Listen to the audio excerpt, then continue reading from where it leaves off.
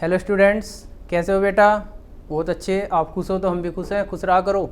तो आज का चैप्टर है यूनिट नंबर 12 जिसका नाम है हमारा एमीन। एमीन यूनिट जो है एक छोटी यूनिट है वैसे तो। इसमें से बोर्ड एग्जाम में केवल 4 नंबर के क्वेश्चन आपके पूछे जाते हैं, लेकिन जो रिएक्शन आज हम आपको यहाँ करा रहे हैं विद्या क्वेश्चन बैंक की ओर से, उनमें से 2 रिएक्शन आपके एग्जाम में आएंगी। 2 दूनी 4 नंबर पूरे हैं आपके। यदि आप इनसे अपनी तैयारी कर लेते हैं, इन्हें याद कर लेते हैं, अच्छी तरह समझ लेते हैं, तो इन अभिक्रियाओं के द्वारा आप अपने इस यूनिट में पूरे 4 नंबर ला सकते हैं। तो पहला क्वेश्चन हम देखेंगे, एथिल एमीन क्षारीय प्रकृति प्रदर्शित करती है, क्यों? स्पष्ट कीजिए। जो एथिल एमीन है, एमीन का फॉर्मूला आपको भी पता है क्या होता है, NH2 एमिनो समूह होता है। जब ये एल्किल समूह या एरिल समूह से जुड़ जाता है तो एमीन बन जाता है। इसमें जो नाइट्रोजन होता है, नाइट्रोजन के पास एकांकी इलेक्ट्रॉन युग्म उपस्थित होता है। एकांकी इलेक्ट्रॉन युग्म का मतलब है नाइट्रोजन के पास 2 इलेक्ट्रॉन उपस्थित होते हैं जो बंध नहीं बनाते। तो इसलिए नाइट्रोजन के पास क्या होता है, एक एकांकी इलेक्ट्रॉन युग्म उपस्थित होता है, जिसके कारण ये क्षारीय प्रकृति प्रदर्शित करता है। नाइट्रोजन परमाणु पर एकांकी इलेक्ट्रॉन युग्म की उपस्थिति के कारण एथिल एमीन अन्य एमीनों की तरह क्षारीय प्रकृति प्रदर्शित करती है। क्षारीय प्रकृति का कारण क्या है? क्षारीय प्रकृति का कारण है एकांकी इलेक्ट्रॉन युग्म की उपस्थिति। यह एक दुर्बल एकांकी क्षारक का व्यवहार प्रदर्शित करती है। सिंपल सा क्वेश्चन है। अगला क्वेश्चन देखेंगे, निम्नलिखित अभिक्रिया में ए की पहचान कीजिए। तो इस अभिक्रिया में ए की पहचान करनी है। बहुत ही सिंपल अभिक्रिया है, सभी बच्चे कर लेंगे। वैसे तो सभी अच्छे बच्चे हैं, कर लिया है, ठीक है। चलो यहाँ देख लेते हैं एक बार। NH2 plus CH2 plus HgCl2 के साथ अभिक्रिया करा दी। तो इसमें हमारा देखो यहाँ दे दिया है HgS प्लस 2HCl दिया हुआ है। क्या बचा हुआ है? जो बचा हुआ है उसे हम यहाँ लिख देंगे। क्या बचा हुआ है? C2H5 NCS ethyl isothiocyanate. तो इसमें क्या आ जाएगा, ए के स्थान पर आ जाएगा हमारा C2H5 NCS एथिल आइसोथायोसाइनेट।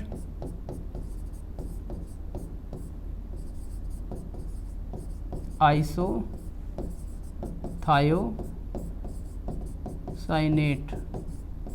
ठीक है। अगला क्वेश्चन देखते हैं। बहुत ही सिंपल क्वेश्चन है, आप करोगे मजा आएगा बहुत अभिक्रियाओं में। कार्बिल एमीन अभिक्रिया। तो इन अभिक्रियाओं को ध्यान से देखना है भाई। इनमें से 2 अभिक्रिया पेपर में आपके बिल्कुल रखी हुई मिलेंगी 4 नंबर की। कार्बिल एमीन अभिक्रिया, कार्बिल एमीन अभिक्रिया यानी कि एमीनों का रासायनिक गुण है। जब हम एमीन की अभिक्रिया क्लोरोफॉर्म, पोटेशियम या सोडियम हाइड्रोक्साइड के साथ कराते हैं तो उसमें हमारा क्या प्राप्त हो जाएगा, देखते हैं। चलो, कार्बिल एमीन,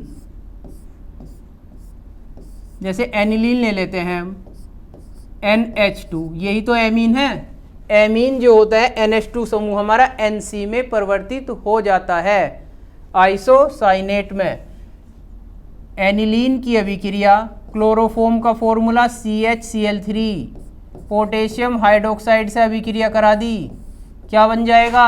अभी बताया था क्या बनेगा, एमीन से बन जाएगा आइसोसाइनेट। NH2 समूह कन्वर्ट हो जाएगा NC plus 3KCl plus 3H2O, ठीक है।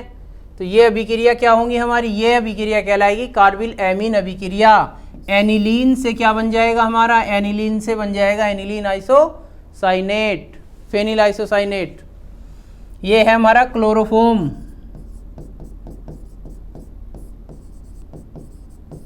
पोटेशियम हाइड्रोक्साइड, ठीक है। अगली अभिक्रिया देखेंगे, सेकंड।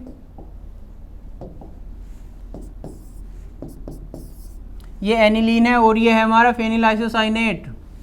होफमान ब्रोमाइड अभिक्रिया, होफमान ब्रोमाइड अभिक्रिया होफमान ब्रोमाइड अभिक्रिया का मतलब है हमारा जिसमें एसिटेमाइड समूह, एमाइड जो समूह होता है, एमाइड समूह एमीन में परिवर्तित हो जाता है। एमाइड समूह होता है हमारा CONH2, CONH2 कन्वर्ट हो जाएगा NH2 यानी कि एमीन बना लेगा। तो जैसे हम देख लेते हैं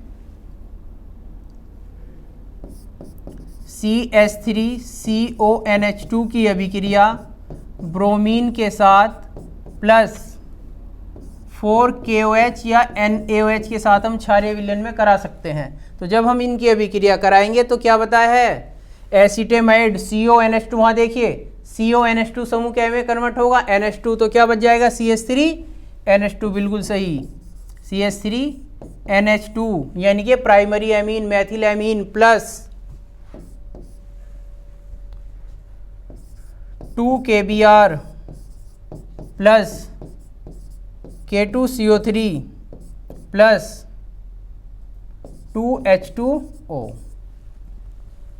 बिल्कुल सही। ठीक है, तो इसमें हमारा एसिटेमाइड समूह परिवर्तित हो जाएगा NH2, तो यानी कि एसिटेमाइड से हमारा बन जाता है मैथिल एमीन। बेंजेमाइड भी बन सकता है यदि हम यहाँ लेते हैं C6H5CONH2, बेंजेमाइड की अभिक्रिया ब्रोमीन के साथ पोटेशियम हाइड्रोक्साइड से हम कराते हैं तो C6H5NH2 एनिलीन प्राप्त हो जाएगा प्लस 2KBr बनेगा प्लस K2CO3 से हमारा बन जाएगा 2H2O। ठीक है, दोनों ही क्या हैं, दोनों ही हमारे एमीन हैं। नेक्स्ट अभिक्रिया देखेंगे युग्मन अभिक्रिया।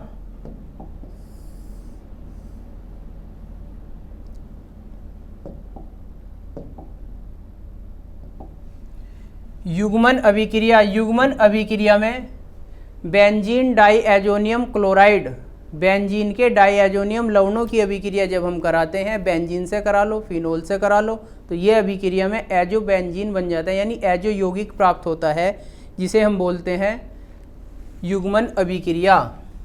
युग्मन का जोड़ा बन जाना जैसे हमारा। नंबर 3, जैसे अभिक्रिया हम करा सकते हैं, किसकी करा लेंगे, बेंजीन डाईएजोनियम क्लोराइड की तो करानी ही है, जिसका फॉर्मूला होता है हमारा N2Cl। बेंजीन डाईएजोनियम क्लोराइड की अभिक्रिया फिनोल से करा दो। फिनोल में क्रियात्मक समूह OH फिनोलिक होता है, फिनोल से अभिक्रिया कराएंगे तो फिनोल से जब हम अभिक्रिया कराएंगे तो ये बन जाएगा हाइड्रोक्सी एजोबेंजीन, यानी कि benzene ring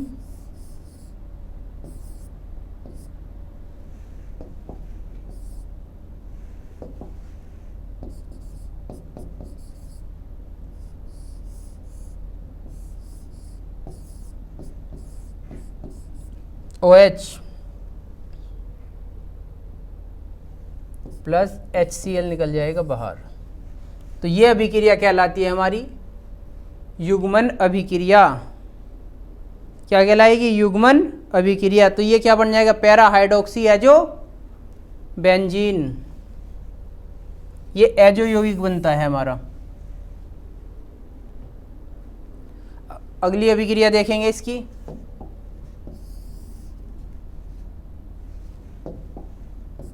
para hydroxy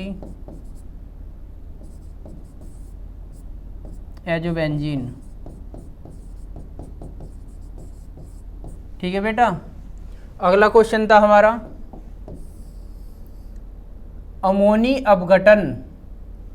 number 4, अमोनी अपघटन। अमोनिया NH3, अमोनिया का फॉर्मूला क्या होता है, NH3। NH3 के द्वारा CX एल्किल RX समूह में हमारा क्या होता है, CH बॉन्ड पाया जाता है।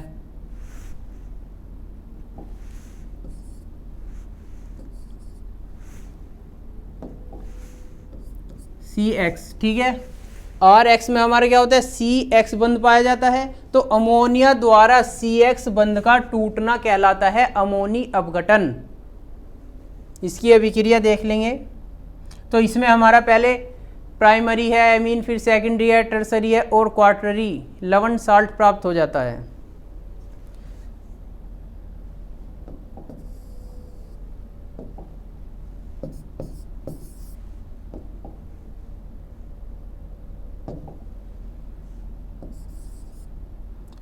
RxNH3।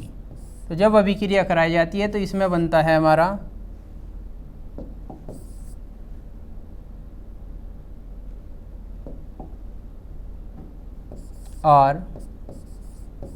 RNH3X।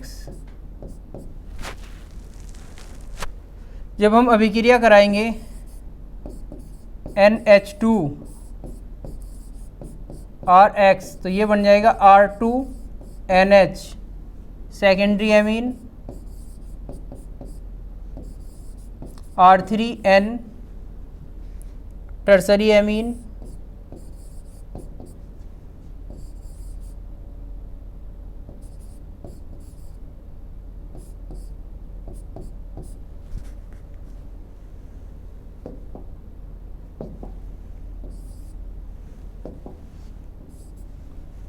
अमोनियम साल्ट जिसे हम बोलते हैं चतुष्क अमोनियम साल्ट। तो ये हो जाएगा हमारा सेकेंडरी एमीन, ये हमारा टर्सरी एमीन, और ये हो जाएगा हमारा क्वार्टनरी यानी कि चतुष्क अमोनियम लवण।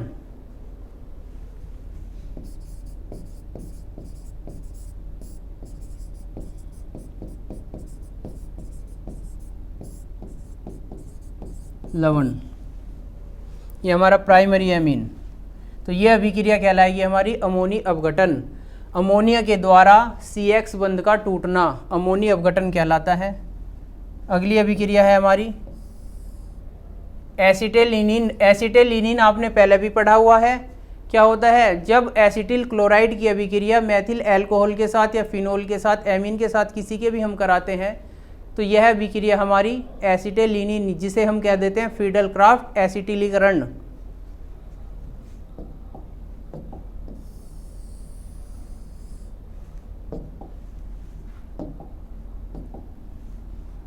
नंबर 5 अभिक्रिया एसिटिल क्लोराइड की अभिक्रिया करा दो CH3COCl की अभिक्रिया मेथिल अल्कोहल CH3OH के साथ करा देंगे। तो जब इसके साथ अभिक्रिया कराएंगे तो क्या प्राप्त हो जाएगा, CH3OCOCH3 यानी कि मेथिल एसीटेट प्लस HCl। बहुत अच्छा, ये अभिक्रिया पहले भी करी थी आपने। तो इस अभिक्रिया में अल्कोहल एसिटिल क्लोराइड की अभिक्रिया कराएंगे तो ये हमारा मेथिल एसीटेट बन जाएगा। यह अभिक्रिया फ्रीडल क्राफ्ट एसिटिलीकरण कहलाती है। नेक्स्ट अभिक्रिया देखेंगे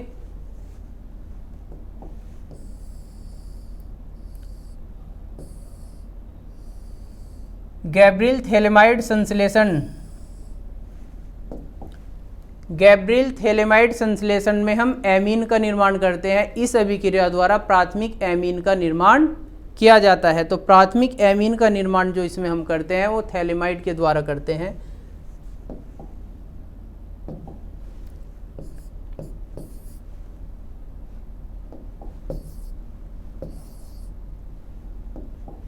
थैलेमाइड का हमारा फॉर्मूला होता है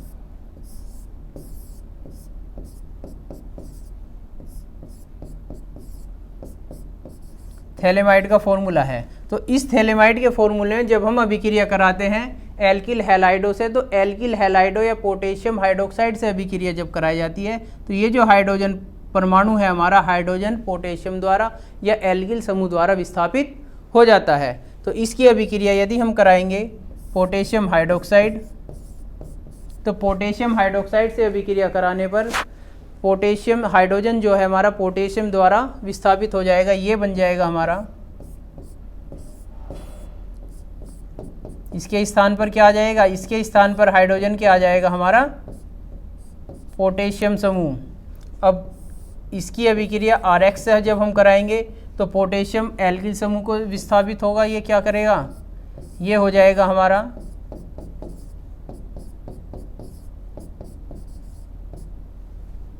पोटेशियम के स्थान पे आ जाएगा एल्किल समूह। जब हम इसकी अभिक्रिया कराते हैं NaOH तो ये हमारा बन जाएगा प्राइमरी एमीन।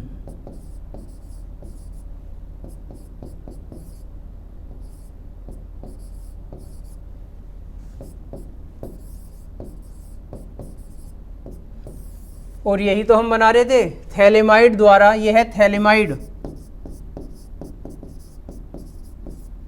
थैलेमाइड के द्वारा प्राइमरी एमीन बनाने की विधि। तो यह अभिक्रिया कहलाती है गैब्रियल थैलेमाइड संश्लेषण अभिक्रिया। तो इन अभिक्रियाओं को आप ध्यान से देखो बेटा। इन अभिक्रियाओं में से 2 क्वेश्चन यानी कि 2 अभिक्रियाएं एग्जाम में जरूर आएंगी। 4 नंबर का क्वेश्चन इस चैप्टर में से आता है, एमीन वाले चैप्टर में से, जिनमें से जो अभिक्रिया ये आपकी कराई गई हैं इनमें से ही क्वेश्चंस आएंगे।